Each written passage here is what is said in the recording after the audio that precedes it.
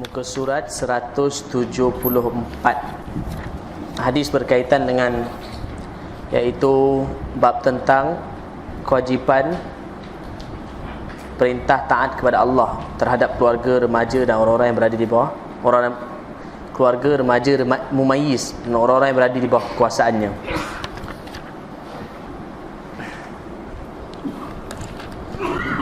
Iaitu bab tentang kewajipan seseorang itu memerintahkan kepada ahli keluarganya dan anak-anaknya yang mumayyiz dan juga semua orang yang berada di bawah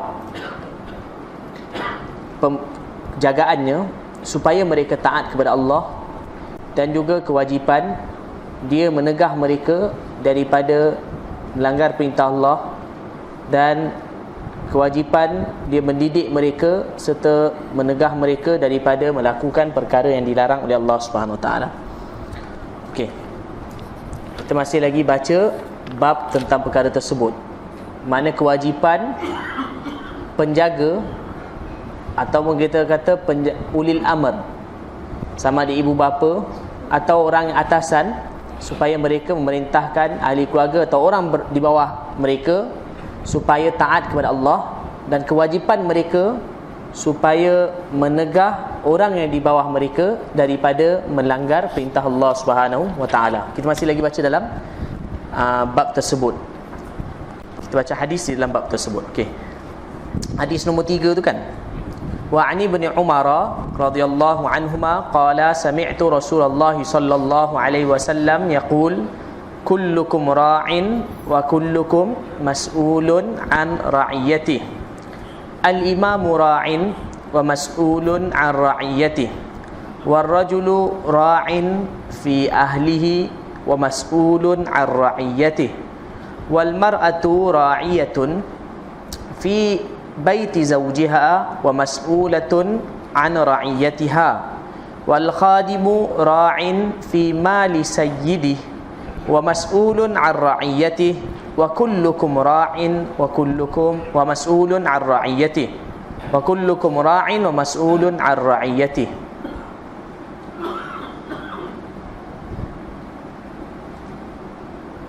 Fakullukum ra'in wa mas'ulun an ra'iyatihi. Yang akhir tu cikgu ni kitab fakullukum, akhir tu fakullukum, bukan waw kan. La'alla as-sawab, boleh jadi yang betulnya ialah fakullukum ra'in. Fakullukum ra'in. Yang akhir tu fakullukum ra'in wa mas'ulun an ra'iyati. Kalau dalam kitab kita yang terjemahan ni, iaitu dia gunakan lafaz waw. La'alla as-sawab, boleh jadi yang betulnya ialah dengan fakullukum ra'in wa mas'ulun an ra'iyati. Fa tu maknanya, kesimpulannya ialah semua kamu ialah pengembala dan dia bertanggungjawab mengenai pengembalaannya. Okey. Daripada Sayyidina Ibnu Umar radhiyallahu anhuma. Ibnu Umar maksudnya Sayyidina Abdullah bin Umar radhiyallahu anhuma. Beliau berkata, saya mendengar Rasulullah sallallahu alaihi wasallam bersabda, kamu sekalian adalah pengembala, iaitu pemimpin. Dan kamu sekalian akan dimintai atau akan dimintai pertanggungjawaban tentang kepimpinannya. Ke mana kamu akan ditanya mengenai pimpinan kamu atau penggembalaan kamu. Seorang penguasa atau seorang imam, seorang ketua, al-imamu ra'in. Seorang ketua adalah pemimpin, adalah merupakan pengembala, dan dia akan dimintai pertanggungjawaban tentang kepimimpinannya. Mana seorang ketua dia adalah merupakan pemimpin dan dia akan dipersoalkan mengenai kepimimpinannya, Seorang suami adalah pemimpin terhadap keluarganya dan akan dimintai pertanggungjawabannya. Maksud akan ditanya tanggungjawabnya terhadap ahli keluarganya. War rajulu ra'in fi ahli wa mas'ulun 'an ra'iyatihi. Maknanya dia akan ditanya mengenai tanggungjawab dia terhadap ahli keluarga. Okey. Itu suami. Isteri pula, seorang isteri juga adalah pemimpin di dalam rumah suaminya. Isteri adalah juga pemimpin di dalam rumah suaminya, dan isteri pun akan ditanya mengenai tanggungjawabnya. Kemudian wal khadimu fi ra'in fi mali sayyidi. Seorang pelayan, khadim atau kita tu pembantu di sini. Khadim di sini makna pembantu. Ni pelayan ni bukan pelayan hotel ni, tapi maksud dia ialah pembantu. Khadam. Seorang khadim, pembantu, orang yang berkhidmat dalam rumah. Termasuk juga hamba di sini. Seorang pelayan atau seorang khadim, hamba boleh juga digunakan di sini, adalah pemimpin terhadap harta tuan atau majikannya. Mai dia uruskan harta tuannya, dan dia akan ditanya mengenai tanggungjawabnya terhadap kepimpinannya atau terhadap jagaannya. Jadi kesimpulannya, fakullukum ra'in wa mas'ulun 'an ra'iyati. Kamu sekalian adalah pemimpin dan kamu sekalian akan dimintai pertanggungjawaban tentang kepimpinannya. Hadis riwayat Bukhari dan Muslim. Hadis ini kita dah baca dah, hadis muttafaq alaih, hadis sahih muttafaq alaih. Sebelum ni pun kita dah baca hadis ini, iaitu Rasulullah sallallahu alaihi wasallam beritahu bahawa kita ni semua pemimpin. Satu orang tu kalau dia tak ada banyak tanggungjawab pun, tapi paling kurang tanggungjawab dia di rumah dia ada ahli keluarga, maka kalau suami, dia perlu jaga ahli keluarga dia, dan dia akan ditanya mengenai tanggungjawab dia terhadap ahli keluarga dia. Kalau dia isteri, juga akan ditanya macam mana dia jaga rumah suami dia. Maknanya isteri tanggungjawab dia lebih kecil berbanding suami, tetapi walau bagaimanapun tanggungjawabnya di dalam rumahnya juga perlu juga akan ditanya oleh Allah Subhanahu Wa Taala di akhirat nanti. Di sini bukan makna dia di dalam rumah tangga isteri yang memimpin, bukan. Di dalam rumah tangga suami yang memimpin, dan yang buat keputusan adalah suami, tapi isteri membantu. Jadi di sini pada ketika ketiadaan suami ataupun pada urusan yang suami memerintahkan kepada isteri dia untuk lakukan di rumah, maka isteri bertanggungjawab untuk melakukan perkara tersebut. Dan juga memang urusan yang mana perlu dilakukan oleh isteri di rumah, sebagai contohnya untuk mentarbiah anak-anak, menjaga anak-anak, walaupun tanggungjawab bersama, tetapi isteri biasanya lebih pada bertanggungjawab untuk melakukan tarbiyah tersebut, maka dia akan ditanya mengenai tanggungjawabnya itu. Dan Rasulullah sallallahu alaihi wasallam sebut juga hamba pun sama, dia ada tanggungjawab dia. Kerana ada setengah hamba yang mana pada zaman dahulu, iaitu dia dipertanggungjawabkan oleh tuan dia untuk berniaga, menggunakan harta tuan dia. Maka dia juga bertanggungjawab untuk amanah di dalam menguruskan perniagaan tuan dia. Ataupun termasuk di sini khadim juga boleh juga dimaksudkan ialah pekerja dengan mana-mana majikan, orang yang bekerja di mana-mana pejabat. Hadis Rasulullah sallallahu alaihi wasallam ni boleh digunakan pada makna yang luas. Khadim boleh juga makna dia hamba pada zaman dahulu, tetapi boleh juga makna orang yang bawahan yang bekerja dengan orang atasan. Maka dia juga bertanggungjawab terhadap harta atau terhadap amanah yang dipertanggungjawabkan kepadanya untuk dia diuruskan, dan dia juga akan ditanya. Maknanya kalau orang yang kerja pejabat juga akan ditanya mengenai tanggungjawabnya. Orang yang duduk pejabat, dia mesti ada bos dia duduk atas. Kalau dia bos sekali lah pun, tapi macam mana pun ada lagi bos di atas dia. Dan kalaulah tak ada orang atas dia sekalipun, yang di atas dia ialah Allah Subhanahu Wa Taala. Dan pasti Allah Subhanahu Wa Taala akan tanya kepada dia. Jadi Rasulullah sallallahu alaihi wasallam bersabda, jadi kamu ni semua ialah merupakan pengembala, dan kamu akan ditanya mengenai pengembalaan kamu. Cuma beza dia ialah yang tanggungjawab kamu itu sama ada besar atau kecil, itu je. Kalau lagi besar pangkat, maka tanggungjawab dia lagi besar. Sebab itu di zaman para sahabat radhiyallahu anhum ajma'in, kalau kita lihat para sahabat radhiyallahu anhum ajma'in, rata-rata mereka boleh kata semuanya takut untuk menjadi orang besar. Para sahabat radhiyallahu anhum ajma'in, semua mereka ni takut untuk terima tanggungjawab menjadi orang besar atau menjadi ketua, tak nak.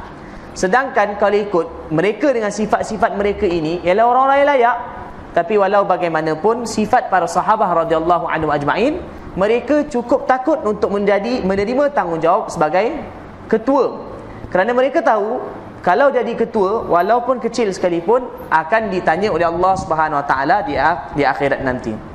Di sini ada satu lafaz hadis yang digunakan oleh Rasulullah sallallahu alaihi wasallam yang mana makna dia menunjukkan kepada kedalaman bahasa balaghah yang digunakan oleh Rasulullah sallallahu alaihi wasallam. Dalamnya bahasa yang digunakan oleh Rasulullah sallallahu alaihi wasallam. Apa dia? Rasulullah sallallahu alaihi wasallam mengumpamakan setiap orang itu dengan pengembala. Ra'in ni bahasa Arab, kullukum ra'in. Memanglah dia terjemahkan tu pemimpin, tapi terjemah sebenar kepada ra'in ialah terjemah dia pengembala. Ini sebenarnya terjemah kepada ra'in. Ra'iyah maknanya orang yang digembala. Rasulullah sallallahu alaihi wasallam bagi tahu kamu ni semua pengembala, dan yang di bawah kamu tu ialah gembalaan kamu. Rasulullah tak terus guna lafaz pemimpin. Rasulullah tak kata kamu ni semua pemimpin. Pemimpin tu mafhum dia, terjemah mafhum, terjemah daripada kefahaman.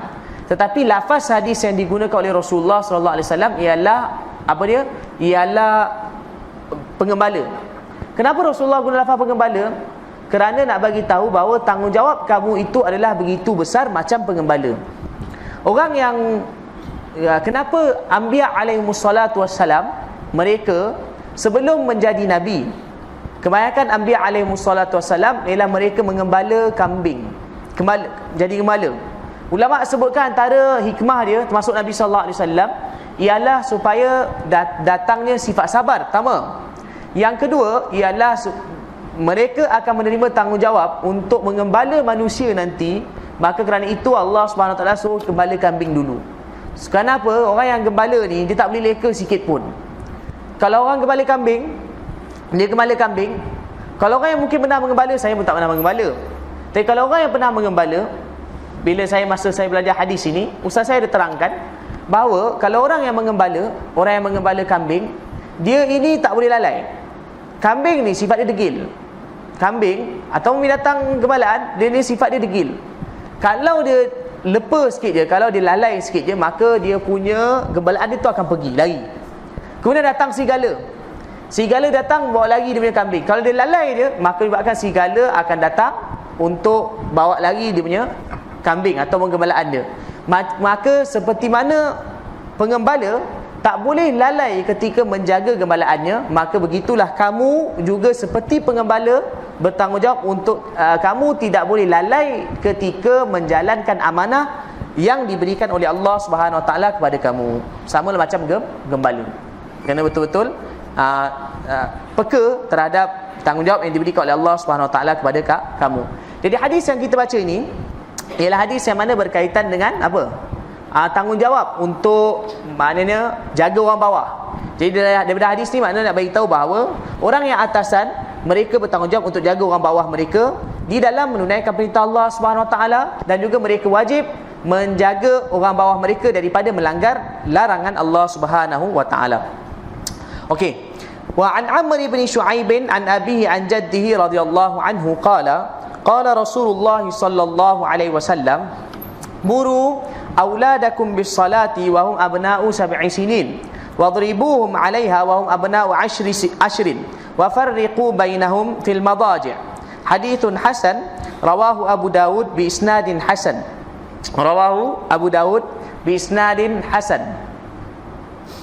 Daripada Amr bin Shu'aib, dari ayahnya, dari kakeknya. Kakeknya apa tuan-tuan? Kakek ni Indonesia kan? Datuk lah. Daripada datuknya radhiyallahu anhu berkata, ini kalau dalam usul fiqh, dalam lumak pun ada membahaskan mengenai perkara ini kan, adakah riwayat ini muttasil ataupun tidak, dan adakah riwayat ini muttasil ataupun tidak. Kalau riwayat ini munqati', riwayat ini kalau perawi dia ni munqati', maka menyebabkan sanad ini, maka menyebabkan hadis ini jatuh martabat dia kepada dhaif kan. Hadis salah satu syarat untuk menjadi sahih ialah syarat dia, salah satu syarat, ada 5 syarat semuanya. Salah satu syarat dia ialah mesti sanad hadis tu muttasil. Muttasil makna apa? Bersambung. Daripada guru ke guru, guru ke guru, guru ke guru, guru ke guru, sampailah Rasulullah sallallahu alaihi wasallam. Sampai Rasulullah sallallahu alaihi wasallam tak putus. Maka itu dipanggil muttasil. Kan? Akan sekarang ini makna memadai kalau kita buka kitab Bukhari. Kan kita tengok Imam Bukhari beritahu daripada ni guru beliau, daripada beliau pada guru beliau, pada guru beliau, pada guru beliau sampai Nabi sallallahu alaihi wasallam. Kita akan dapati sanad hadis tu muttasil. Muttasil makna bersambung. Maka hadis tu boleh dihukumkan sebagai sahih. Kalau mungkin ada kurang syarat lain, maka dia akan menyebabkan turun pada hasan. Kalau kurang lagi syarat, maka akan sampai dhaif. Antara perkara yang menjadikan sesuatu hadis itu dhaif ialah bila sanad hadis itu tidak muttasil. Muttasil makna dia ialah bersambung, tak muttasil makna terputuslah, kan? Sanad itu ialah terputus, maqtu', kan? Ataupun munqati'. Makna hadis itu sanadnya tidak muttasil. Jadi ulama ada memperbincangkan mengenai ni sanad ni. Dan sanad ini dia datang di dalam kitab hadis. Dia ada dalam kitab hadis. Beberapa kitab hadis ada menyebutkan sanad ini. An Amr bin Shu'aib an abihi an jaddi radhiyallahu anhu. Adakah sanad ini muttasil ataupun tidak? Jadi sebab itu kita kena tahu siapa orang-orang tersebut. Daripada, kita tengok tuan-tuan, daripada Amr bin Shu'aib, dari ayahnya. Dari ayahnya. Ayahnya siapa kat sini? Ayahnya di sini maksudnya ayah pada Amr, iaitu Shu'aib. Daripada Amr bin Shu'aib, daripada ayahnya. Ayah di sini maksudnya Shu'aib lah. Kan Amr bin Shu'aib sampai ayah ada, Shu'aib lah ayah. Kan? Daripada Amr bin Shu'aib, dari ayahnya itu Shu'aib. Shu'aib. Dari datuknya, nya tu siapa? Nya ayah. Nya di sini nya ayah. Tak tahulah tuan-tuan apa benda nak cerita ni, kan? Ini saya terangkan sedikit kerana biasanya di dalam kitab usul fiqh sampai dalam Lumah pun, kitab Lumah Abu Ishaq Syirazi rahmatullah alaih juga dibincangkan mengenai sanad macam ni. Adakah muttasil ataupun terputus, munqati', tak muttasil? Maka kalau muttasil maka boleh terima riwayat macam ni. Kalau tidak maka riwayat ini akan jadi dhaif, kan? Tak cukup syarat. Jadi daripada ayahnya iaitu Shu'aib, daripada datuknya. Datuknya di sini ialah datuk ayah. Datuk pada Shu'aib. Maknanya macam ni riwayat dia. Daripada riwayat ini daripada Amr daripada Shu'aib. Daripada Amr bin Shu'aib, daripada ayah dia iaitu Shu'aib. Shu'aib pula dari siapa? Shu'aib pula ambil hadis ni daripada datuknya. Datuk dia siapa? Datuk dia ni sahabat, iaitu Sayyidina Abdullah bin Amr bin Al-As radhiyallahu anhuma. Datuk dia di sini ialah sahabat, iaitu Sayyidina Abdullah bin Amr bin Al-As. Mana sanad hadis ni ialah muttasil. Sanad hadis ni ialah muttasil. Maknanya riwayat dia macam ni, daripada Amr ambil daripada ayah dia sini iaitu Shu'aib. Shu'aib pula ambil dari datuk dia Sayyidina Abdullah bin Amr bin Al-As radhiyallahu anhuma. Maka sanad hadis ini adalah muttasil. Jadi bermakna di sini kena tahu betul-betul yang nya tu siapa. Tuan-tuan faham kan? Kata ganti nama nya tu kat siapa? Dari ayahnya, nya tu iaitu ayah Amr. Maka jadi Shu'aib. Shu'aib pula ambil kemudian ayahnya tu siapa? Daripada kakaknya pula. Daripada datuknya di situ ialah datuk kepada Shu'aib. Maka datuk kepada Shu'aib ialah sahabat. Dan memang Shu'aib ni pernah jumpa dengan datuk dia. Dan memang Shu'aib itu setelah dikaji oleh ulama hadis, memang beliau ini pernah ambil riwayat daripada datuknya, iaitu Sayyidina Abdullah bin Amr bin Al-As radhiyallahu anhuma. Bila memang sabit bertemu di antara anak murid dengan guru, maka sanad hadis itu menjadi muttasil. Sanad ni maksudnya ialah rantaian perawi itu. Daripada guru pada guru pada guru pada guru, ini dinamakan sebagai sanad. Sanad makna rijal. Perawi-perawi tersebut maka dinamakan sebagai sanad. Daripada sanad ini dapat kalau perlu dikaji sama ada muttasil atau tidak. Okey. Rasulullah sallallahu alaihi wasallam bersabda, "Suruhlah solat, muru auladakum bis solat." Perintahlah kepada anak-anak kamu. Ini terjemahan dia ni bahasa Indonesia, ni saya terjemahkan dalam bahasa Melayu. Muru auladakum bis solah, perintahlah kepada anak-anak kamu bis solah, menunaikan solat. Wahum abna'u sab'i sinin, bila mereka dah sampai umur 7 tahun. Bila dah masuk umur 7 tahun. Wadribuhum 'alaiha, dan pukullah mereka 'alaiha, dan pukullah mereka kerana meninggalkan solat bila dah berumur 10 tahun. Wa farriqu bainahum fil madaji', dan pisahkan mereka di tempat tidur. Dalam urusan tempat tidur, pisahkan mereka. Hadithun hasan rawahu Abu Daud bi isnadin hasan. Hadis ni riwayat Abu Daud. Hadis ni riwayat Abu Daud dengan sanad yang hasan. Okey. Dalam hadis ni Rasulullah sallallahu alaihi wasallam telah perintahkan, iaitu menjadi tanggungjawab kepada ibu bapa ataupun ulil amr. Ulil amr maksudnya ialah penjaga. Ulil amr di sini maknanya penjaga kepada anak-anak. Sama, kadang-kadang mungkin ibu bapa, kadang-kadang anak tu dia punya ibu bapa dah mati, maka orang lain jaga. Atau kadang-kadang anak yatim, dia dijaga di rumah anak yatim. Atau kadang-kadang mungkin budak tu dia masuk sekolah ataupun madrasah sebagai contohnya, kecil lagi, mungkin 7 tahun dah masuk madrasah sebagai contoh. Maka ketika tu yang jaga dia ialah ustaz dia di madrasah yang jaga dia. Maka di sini perintah ini bukan hanya kepada ibu bapa, tetapi kita kata satu ruang lingkup yang luas, iaitu ulil amr. Penjagalah kita kata, penjaga. Makna wahai penjaga kepada anak-anak. Perintahlah anak-anak kamu di sini, perintahlah anak-anak kamu, sama ada anak kamu sendiri ataupun anak yang berada di bawah jagaan kamu, supaya melakukan solat bila dah sampai umur 7 tahun. Dan pukul, kalau mereka itu tak tinggalkan solat, pukul mereka bila dah sampai umur 10 tahun. Dan pisahkan tempat tidur mereka. Dalam hadis ni ulama mengatakan bahawa hukum perintah dan hukum pukul tu hukum dia wajib. Hukum kepada perintah dan hukum pukul, hukum dia adalah wajib. Di sini hukum dia adalah wajib. Maksudnya bila anak dah sampai 7 tahun, adalah wajib kepada ibu bapa untuk memerintahkan kepada anak dia solat. Jadi kemudian bila dah sampai umur 10 tahun, kalau dah suruh solat, tak solat juga, maka adalah wajib kepada penjaga, ibu bapa dan sebagainya, untuk memukul budak tersebut. Untuk pukul budak tersebut. Pukul di sini maknanya pukul didik.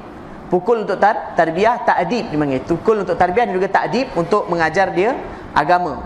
Jadi di sini, di dalam hadis ini, makna hukum bagi perintah dan hukum bagi pukul. Perintah tu apa? 7 tahun. Pukul pula 10 tahun. Hukum itu ialah wajib. Maknanya kalau ibu bapa tak buat, maknanya dia akan jadi berdosa. Maknanya kalau penjaga, bila anak yang berada di bawah jagaan dia, kalau dah sampai umur 7 tahun, dia tak suruh anak dia itu solat, dia biarkan dia tak solat, maka dia berdosa. Kalau anak dia itu dah sampai umur 10 tahun, anak dia tak solat juga, dia tak rotan mereka, maka dia dikira berdosa. Kenapa? Sebab hukum di sini adalah wajib. Dan ibu bapa pula ambil berat perkara ni. Siapa boleh nak ambil berat? Ibu bapa lah kena ambil berat perkara ni. Kan? Kadang-kadang ibu bapa, anak tak sekolah bukan main bising ni. Anak tak nak belajar, ataupun anak pelajaran merosot, bukan main rotan ni, marah, hantar tuition. Kadang-kadang ibu bapa kadang sanggup hantar anak tuition lepas maghrib, ambil tiap hari tuition je, kan 12, tapi kadang tak pernah tengok pun solat anak. Anak tu kadang nak lulus UPSR ataupun nak 5A UPSR, sanggup hantar anak tiap hari. Kadang-kadang hantar tuition jauh, lepas tu anak 5E juga. Tapi kadang-kadang anak tak solat pun, tak pernah ambil berat, kerana anak tu dah umur 12 tahun. Kalau perempuan 12 tahun, mereka ni dah balik secara umumnya. Mungkin lelaki kadang mungkin tak balik, tapi kadang perempuan biasanya 12 tahun dah balik. Kan? Kadang-kadang anak tu dihantar, tapi tak pernah tanya pun solat ke tidak. Kadang-kadang pergi tuition, kadang anak tu dah belajar dari pagi sampai ke petang belajar, lepas tu belajar lagi malam. Jadi kadang penat, balik tidur terus. Tak ada pun yang mana ibu bapa kadang ambil berat mengenai anak-anak yang mereka hantar.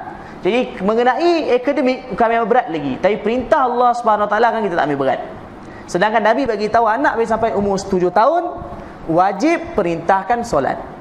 Kalau dah sampai umur 10 tahun, wajib rotan. Rotan di sini rotan untuk didik. Seperti mana dalam masalah perempuan, sebelum kita masalah baca kan mengenai perempuan, wanita. Nabi bagi tahu kalau mereka ingkar maka pukul kan. Tapi Nabi pesan wala tadribuhunna darban ghaira mubarrih.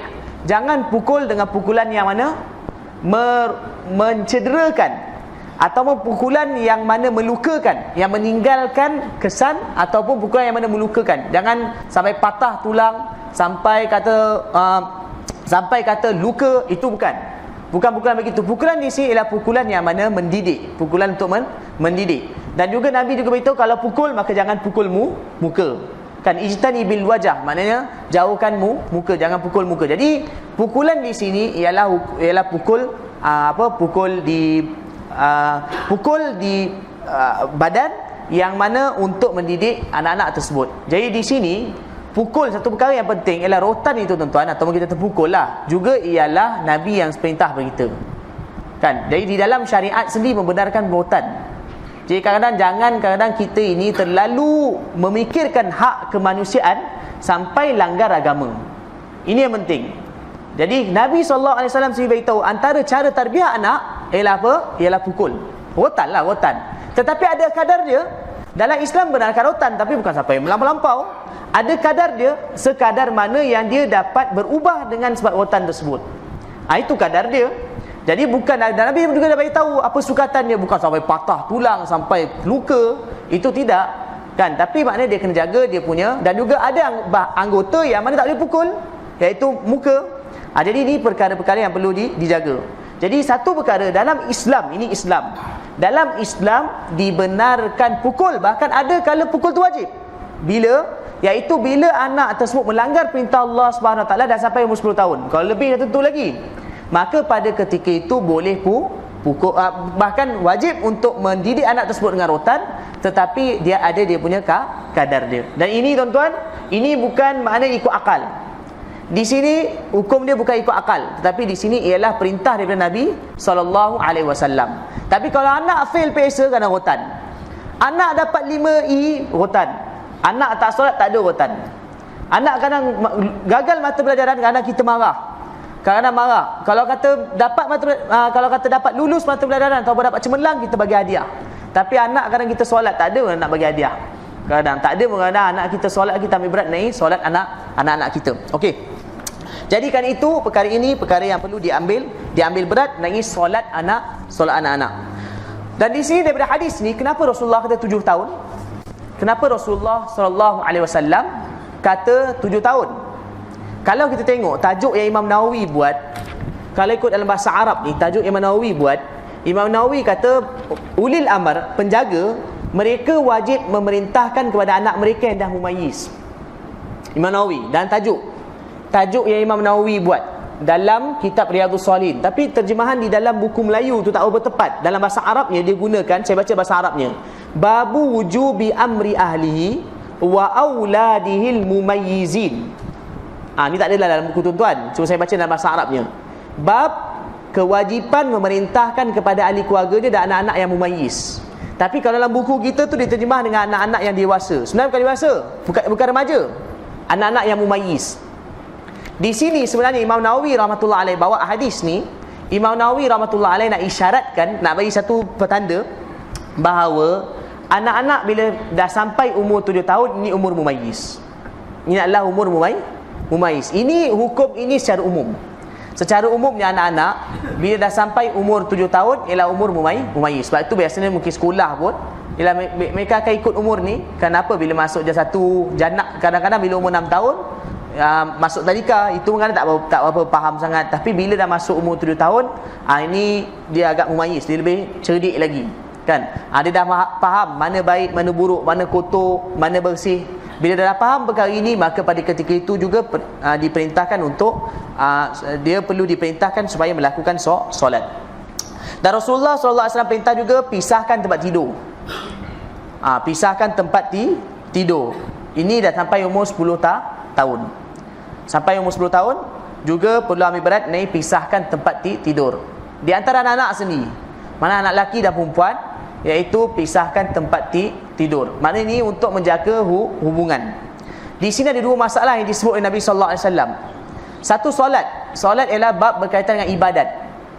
Solat ialah bab berkaitan dengan ibadat. Satu lagi, Rasulullah sentuh mengenai muasyarah. Muasyarah maknanya hubungan dengan orang lain. Ni kan agama itu dia terdiri daripada 5 perkara kan. Agama terdiri daripada 5 perkara. Pertama ialah bab berkaitan dengan iman. Yang kedua ialah bab berkaitan dengan ibadat. Yang ketiga ialah bab berkaitan dengan muamalat, jual beli itu semua tu muamalat, hutang piutang. Yang keempat ialah bab berkaitan dengan muasyarah. Muasyarah ni makna hubungan dengan orang lain, hubungan dengan jiran, hubungan dengan dia punya keluarga, isteri, hubungan dengan anak-anak, ini dipanggil muasyarah. Dan yang akhir sekali ialah akhlak. Akhlak. Maka di sini Rasulullah sallallahu alaihi wasallam untuk kanak-kanak Rasulullah sebut dua. Dan ini dua yang penting untuk kanak-kanak. Apa dia? Satu, anak-anak daripada kecil lagi ialah diambil berat dari ibadatnya dan juga diambil berat dari muasyarahnya. So, kalau perkara lain itu anak-anak tak berapa pandai sangat. Tapi yang dari segi 5 perkara tersebut yang perlu diambil berat ialah ibadat dia, solat, iaitu ibadat yang paling besar, dan juga perlu diambil berat mengenai muasyarah, hubungannya. Maksudnya daripada kecil lagi Nabi SAW perintahkan pada kita supaya menjaga hubungan anak-anak, sampaikan dengan ahli keluarga sendiri pun Rasulullah perintahkan supaya dipisahkan tempat tidur di antara anak lelaki dan juga anak perempuan. Okey, Nu'an Abi Thurayyah Sabrah bin Ma'bad Al-Juhani radhiyallahu anhu qala Rasulullah sallallahu alaihi wasallam, "Allimus sabiyya as-salah li 7 sinin wadribuhu 'alaiha ibna 10 sinin." Hadithun hasan rawahu Abu Daud wa Tirmidzi wa qala hadithun hasan. Wa lafdhu Abi Daud murus sabiyya bis salati idza balagha 7 sinin. Daripada Abu Thurayyah Sabrah bin Ma'bad Al-Juhani radhiyallahu anhu, beliau berkata, Juhani maksudnya kabilah Juhainah. Juhani maknanya daripada kabilah Juhainah. Radhiyallahu anhu, beliau berkata, Rasulullah sallallahu alaihi wasallam bersabda, "Ajarlah solat kepada anak kamu bila mereka sudah berumur 7 tahun, dan pukullah mereka kerana meninggalkan solat bila mana sudah berumur 10 tahun." Ni hadis riwayat Abu Daud dan Tirmizi. Dalam riwayat Abu Daud yang lain dikatakan, suruhlah anakmu solat bila telah mencapai usia 7 tahun. Daripada hadis ni juga hadis macam hadis di atas, iaitu tapi dalam hadis ni bagi tahu ajar. Satu, perintah untuk solat. Juga tanggungjawab ibu bapa ialah mengajar kepada anak dia cara solat. Ialah bila suruh solat kan, bila kata solat kan, itu perintah. Kemudian cara anak tu nak solat, juga ibu bapa bertanggungjawab untuk mengajar kepada anaknya solat. Ini juga tanggungjawab ibu bapa. Kan tanggungjawab ibu bapa secara umum ni maknanya kita kata secara umum ni ibu bapa ataupun penjaga, juga mereka bertanggungjawab untuk mengajar kepada anak mereka solat. Solat juga cara kena ajar.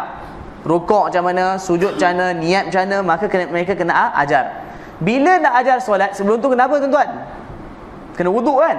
Wuduk pun kena ajar juga. Ialah bila solat tangan tak ada wuduk, jadi wuduk pun kena ajar.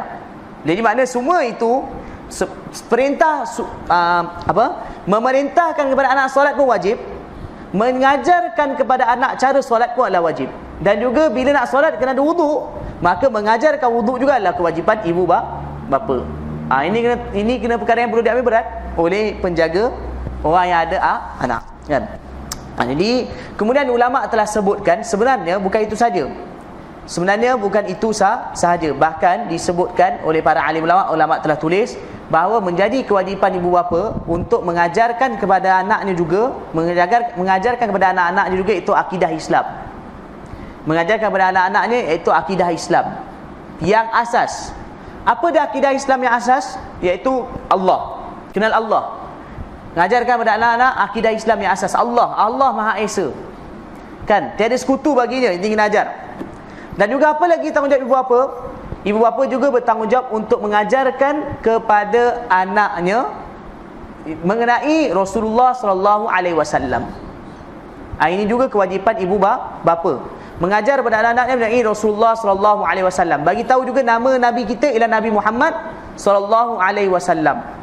Dan juga perlu mengajarkan mana Rasulullah SAW lahir di mana. Ulama sebutkan baginda lahir di mana, juga meninggal di mana.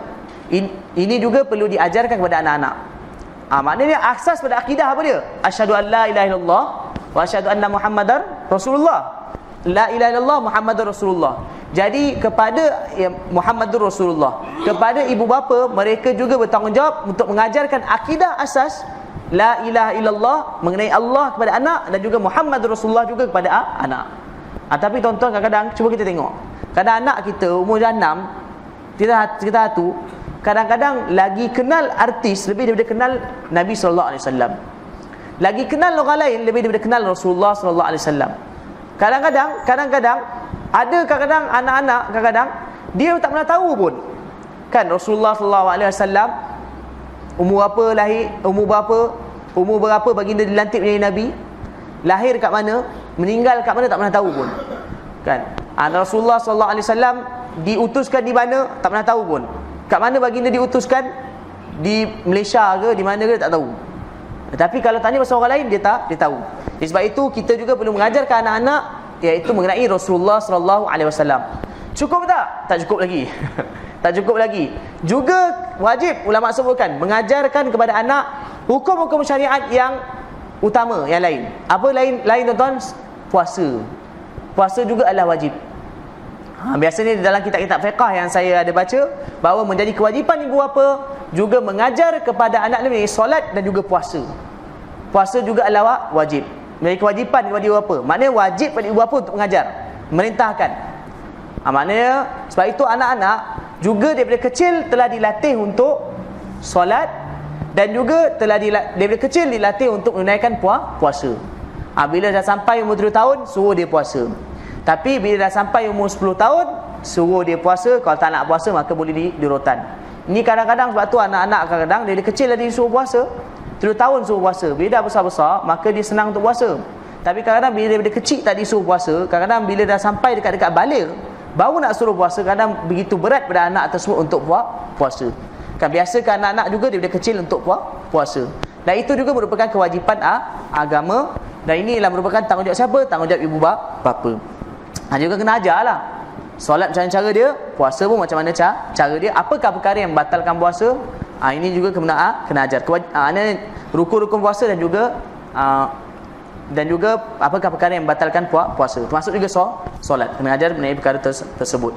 Okey. Bab tentang babu haqqil jar wal wasiyati bihi. Bab tentang hak jiran tetangga. Sini jiran lah, bab jiran. Dia kata tetangga. Ni bahasa Indonesia. Kalau insya-Allah bahasa Melayu Malaysia lebih hampir ke arah bahasa Arab. Dalam lafaz ni lah. So dalam bahasa Arab panggil jar kan? Al-jar. Al-jar ni mufrad. Kalau dia punya plural, jamak dia ialah dia panggil jiran.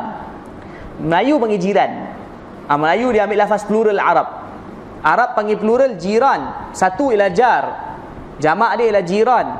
Jadi Melayu dia ambil yang banyak, ambil yang plural tu, maka dia gunakan dalam bahasa Melayu. Bab mengenai hak jiran. Bab hak jiran dan pesan berbuat baik. Dan pesanan daripada Nabi sallallahu alaihi wasallam supaya berbuat baik terhadap jiran. Okey, ni bab tentang hak terhadap jiran dan juga pesanan Nabi supaya berbuat baik terhadap mereka. Qala Allah Ta'ala wa'budullaha wa la tusyriku bihi syai'an wa bil walidaini ihsana wa bidzil qurba wal yatama wal masakin wal jari dzil qurba wal jari al junubi was sahibi bil jambi wa ibnis sabili wa ma malakat aymanukum. Allah Subhanahu wa taala berfirman, wa'budullaha wa la tusyriku bihi syai'a. Sembahlah Allah dan janganlah kamu sekalian mempersekutukan dengannya. Di dalam kitab tafsir, bila dikatakan sembahlah Allah, ialah memberi makna tauhidkanlah Allah.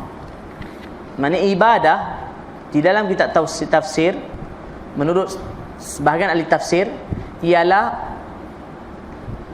ibadah di dalam kita di dalam ayat Al-Quran. Ibadah ialah memberi makna tauhid.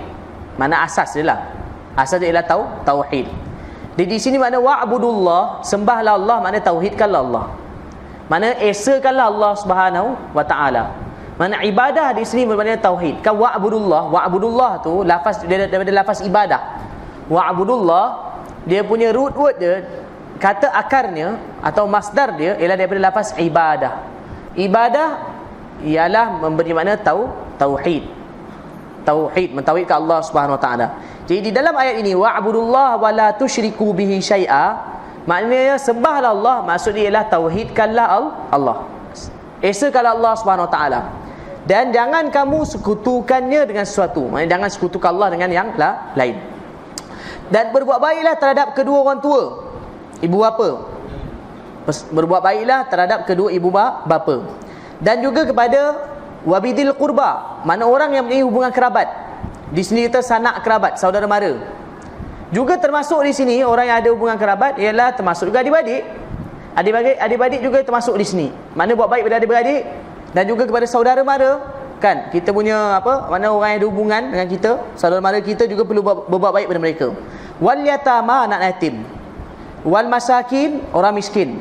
Wal jaridil qurba, iaitu dia sini Indonesia kata tetangga. Tetangga di sini makna jiran lah. Kita terjemah tetangga tu jiran. Jiran yang dekat. Jiran yang dekat. Mana Allah perintah supaya berbuat baik pada jiran yang dekat. Jiran yang dekat di sini ialah makna dia sama ada jiran itu rumahnya dekat.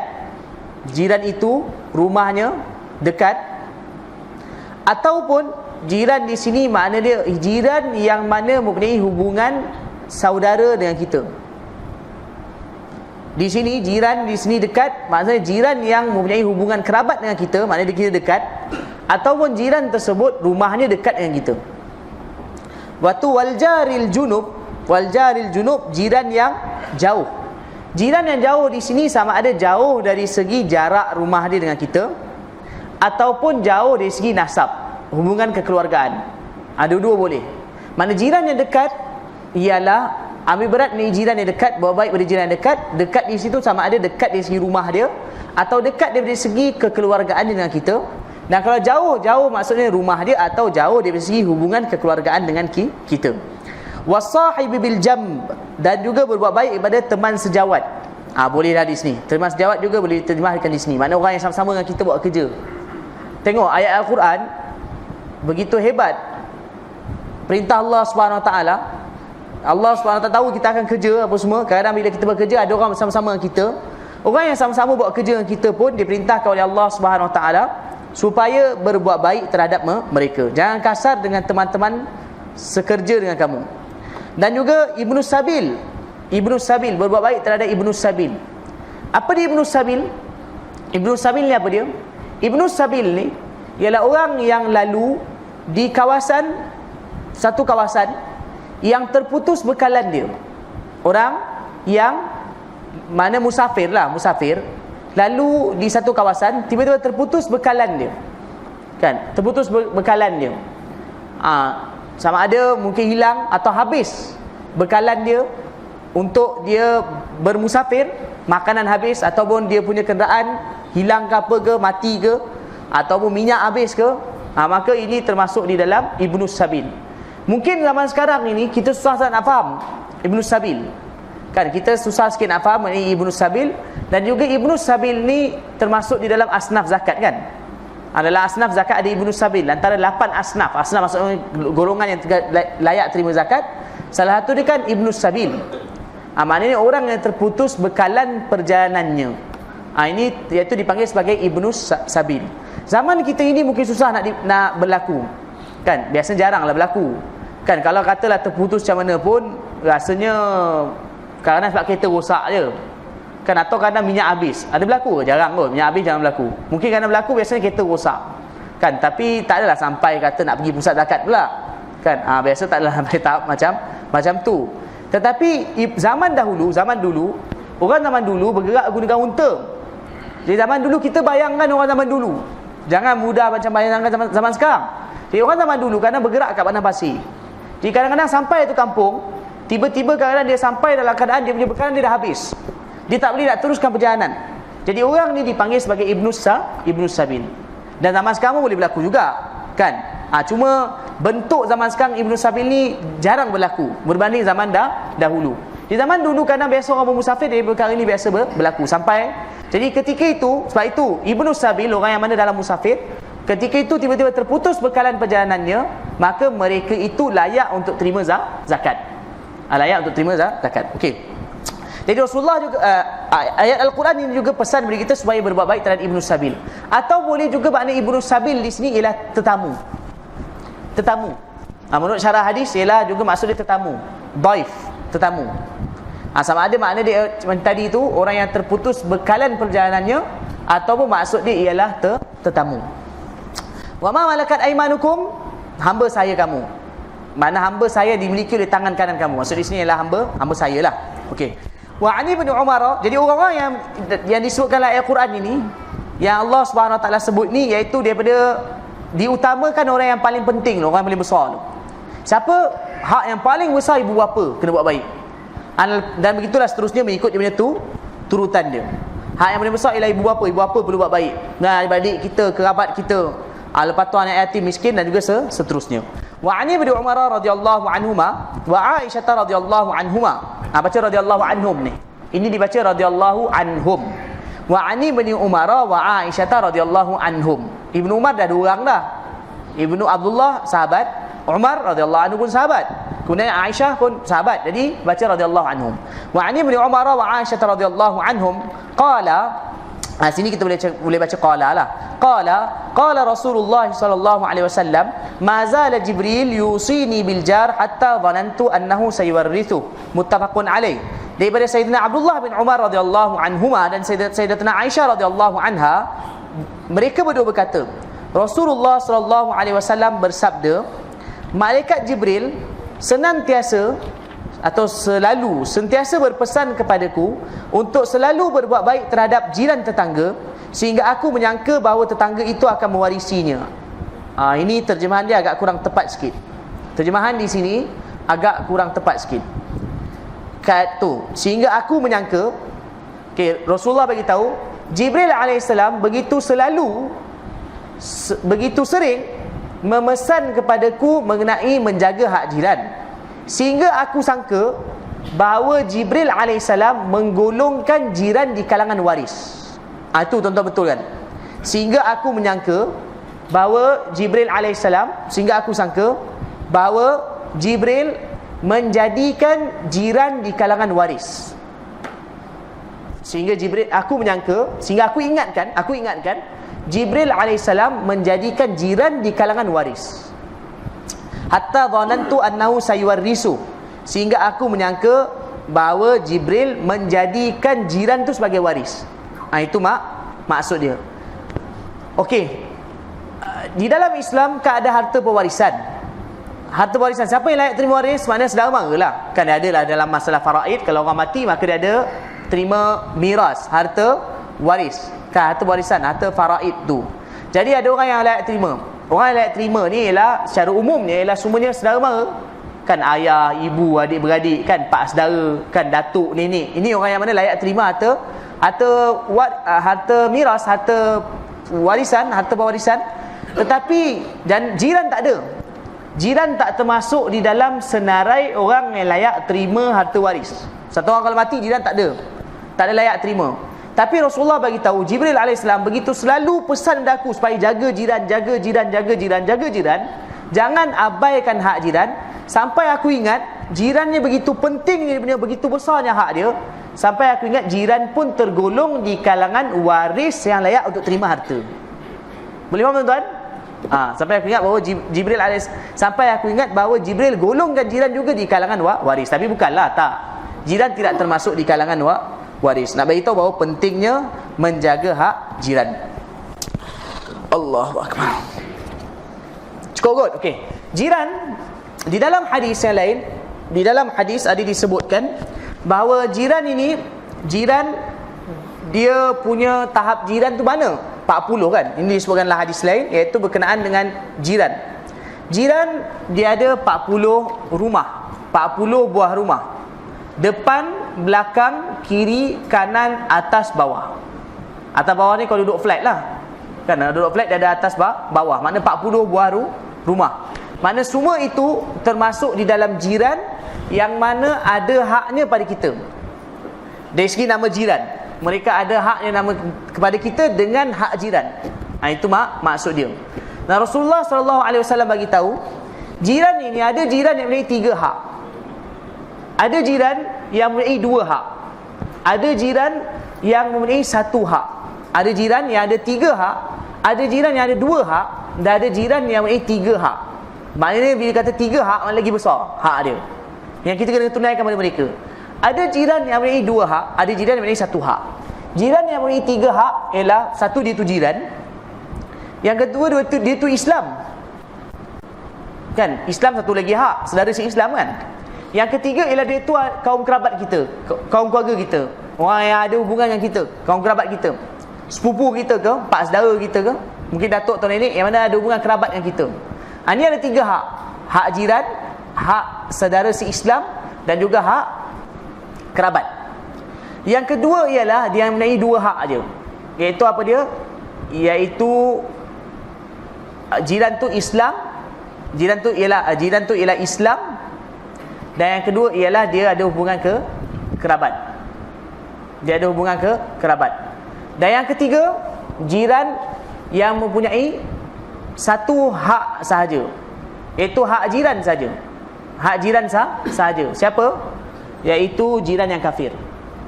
Jiran yang kafir. Jiran yang kafir, dia ada hak jiran lah. Dia tak Islam. Dan juga tidak ada, juga dia tak ada hubungan kerabat. Maka dia dikira sebagai dia ada satu hak saja. Di jiran yang mempunyai 3 hak, iaitu jiran yang mana Islam, jiran yang mana Islam, dia jiran dan juga Islam, dan juga dia ialah ada kerabat. Dan jiran yang mempunyai 2 hak, iaitu jiran yang mana dia tu Islam dan tidak ada kerabat, iaitu hak dia hak jiran dan juga sebagai orang Islam. Dan yang ketiga, dia ada hak jiran saja, iaitu orang kafir. Jiran yang kafir, dia ada hak jiran saja. Jadi daripada situ perlu ditunaikan hak jiran tersebut berdasarkan kepada dia punya tahap atau banyak mana hak yang ada pada dia. Kalau sekiranya ada 3 hak, maka lagi besar tuntutan untuk kita tunaikan hak kepada dia. Kalau kata 2 maka kurang, kalau kata 1 maka lagi kurang. Dan wallahu a'lam. Subhanallah walhamdulillah.